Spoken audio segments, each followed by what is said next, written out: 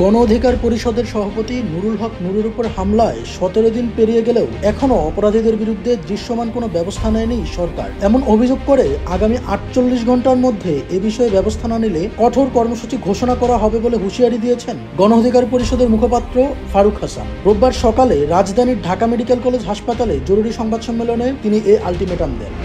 আগামী 48 ঘন্টার মধ্যে সরকার যদি সেই অপরাধীদের বিরুদ্ধে দৃশ্যমান কোনো অ্যাকশন না নেয়, তাহলে 48 ঘন্টার পরে আমরা আবারও রাজপথে কঠোর কর্মসূচির দিকে আমরা ধাবিত হব।